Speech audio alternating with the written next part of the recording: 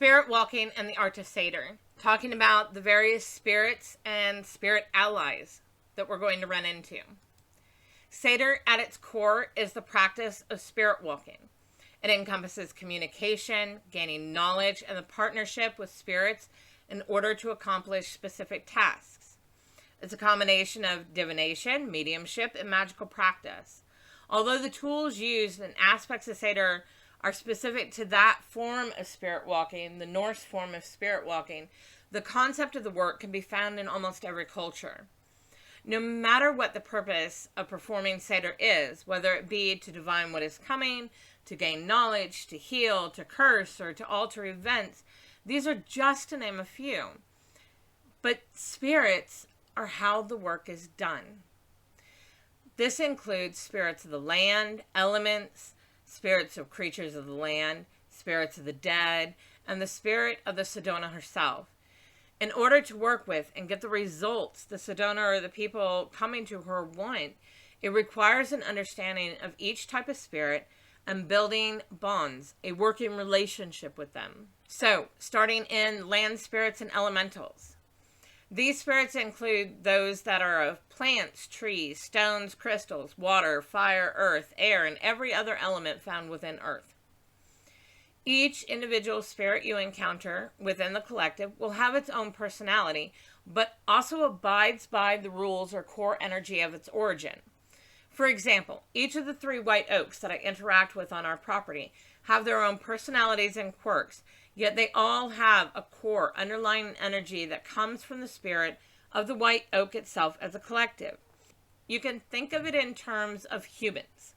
There are certain things that we all share as a collective, rules of nature, if you will, yet we each have our own personality and ways of doing things. I think this is important to note because even though you may find one who you do not vibe with on a personality level, does not mean you cannot find others that you may. Science is a great starting point in understanding their core energies, the environments they're found in, how they interact within that environment, both good and bad, how they affect the environment they're in, how they affect the human body, thinking in terms of herbalism, and how they affect the systems of the body and how they work upon those systems. All of these are good ways to get a physical understanding of those core energies of that plant or element. Next is examining your own personal experiences and perspective of that plant or element. Some we will have a natural draw to, and others we may have an aversion to, either physically or mentally. Poison ivy, ew.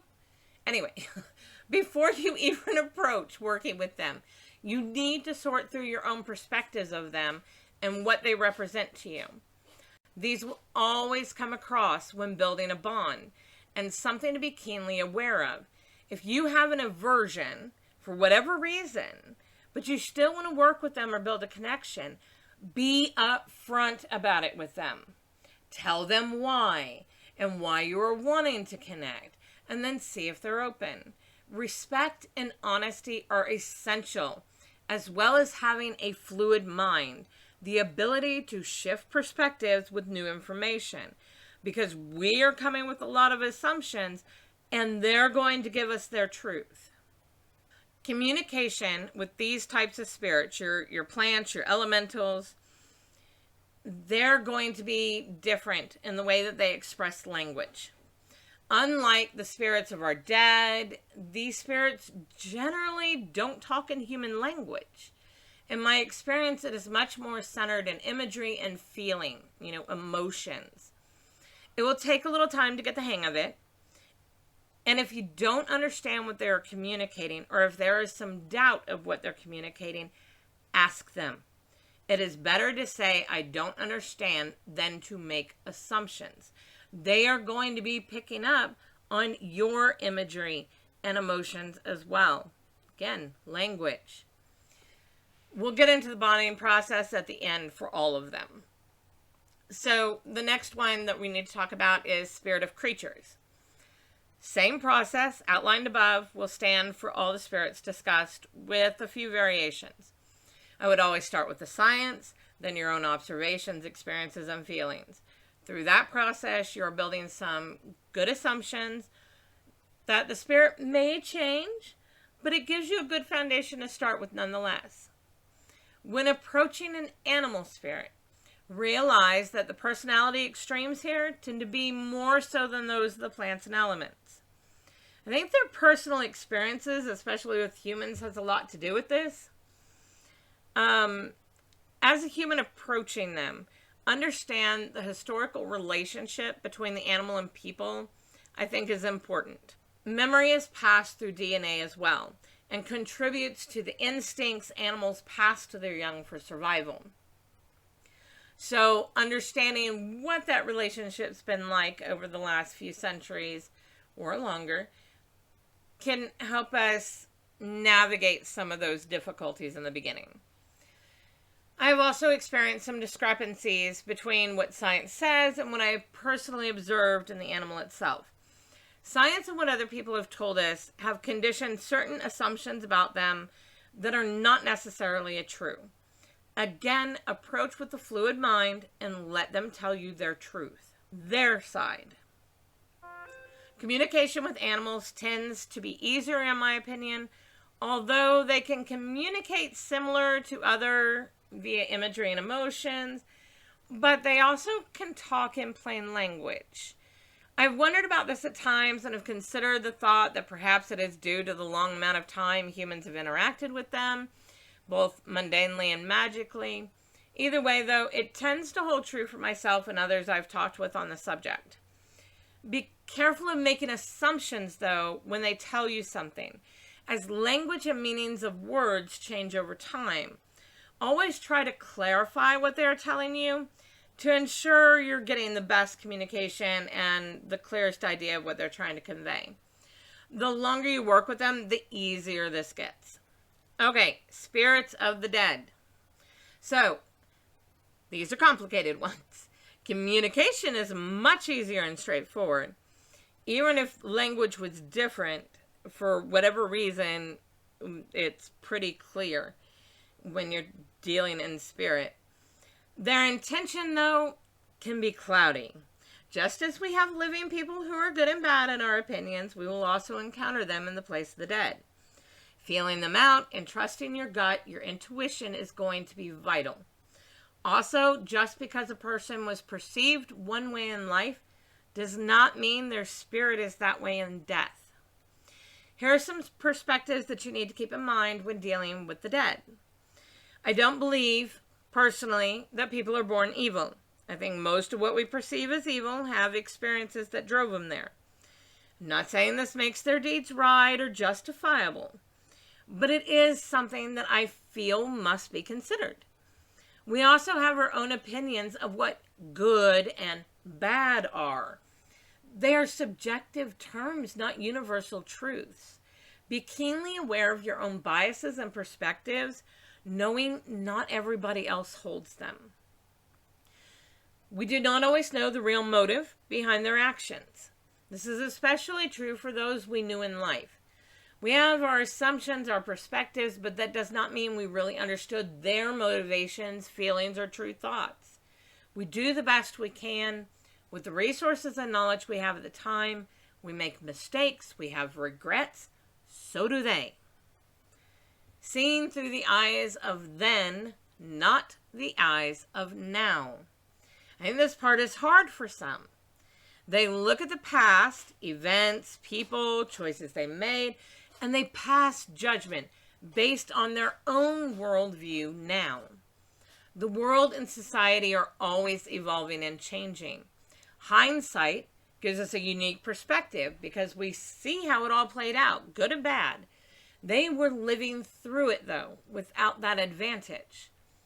Again, doing the best we can with what we have. So you're going to have to shift your perspective to see and feel how they may have seen and felt at that time. It requires compassion and the ability to try and understand their side. Doesn't mean you're always agreeing, but perspective. So, on to connecting. Once you have a good understanding of all these things that we've already listed, you're ready to start connecting and communicating. I personally suggest starting with one at a time. whether that's one energy, one person, one animal. But you could also do one plant, one element, one animal, and one person all at the same time. I mean, you'd be doing them separate work, but you could, not wait until one was done to go to the next. But this isn't a race, it's a journey, and that might be overwhelming. You make your own choices. You want to take your time in the beginning because you're learning how to do this. Once you have built bonds with a couple, it gets easier and quicker with others. First comes connection, feeling the energy of your chosen subject. Sit quietly with it or with something connected to it. If it's a plant, maybe a leaf from that plant, or maybe you have the plant itself. And just focus on your feelings, both emotional and physical. Start talking out loud to it. Let it know why you were there and that you're wanting to connect with it. Ask it questions you're curious about, directing it at it. What are your stories? What is your energy like? Get to know it. Go slow and leave ample time in between speaking to allow yourself to feel or hear anything. Create sacred space for it. This can be some type of shrine, altar, or visual, but it doesn't have to be. The best sacred spaces are the ones we make within ourselves and carry around with us all the time. It's creating space. By creating sacred space, we're not only building respect, but also making space for them in our lives and our practice. Find ways to incorporate them into your daily life somehow. Is it an herb? Maybe start cooking with it or ingest it, in some type of food. Use common sense here. There's a reason we have herbalists. Look it up. Okay, so is it an animal? Perhaps a totem of the animal or a picture of the animal you carry with. Maybe it's taking on an attribute that you find admirable in that animal, such as the cunning mind of the fox. Next would be trance journey. Spirit walk with it. Hear the stories and the things it wants to tell you or show you. Keep a journal and write everything you can remember so you can reflect on it later. It's also really good for getting in the habit of recording your own spiritual journey and growth, so you can reflect back and see how far you've come. Time and patience. No one likes to hear this one, but it will take consistent work, time, and patience. Building a relationship to a spirit is much like building one with a person. Communication, trust, and bonds are built through time, sharing, and being present. Hold respect and speak with honesty. It will get faster the more you do the process with different ones, because in the beginning you're learning how to do it, and once you get the how, the connection will be easier with the next. So keep in mind, this is also your own journey and experience. Go with your strengths, the ways that work for you. These are all just suggestions, ideas, and inspirations. You don't have to do any of them. Do your own way. So, are you connected to these kinds of spirits? Have you built that communication and bond? Maybe this has inspired you to do that. Are you going to try one out? I'd love to know. Let me know in the comments. Let's talk about it. Have a great one.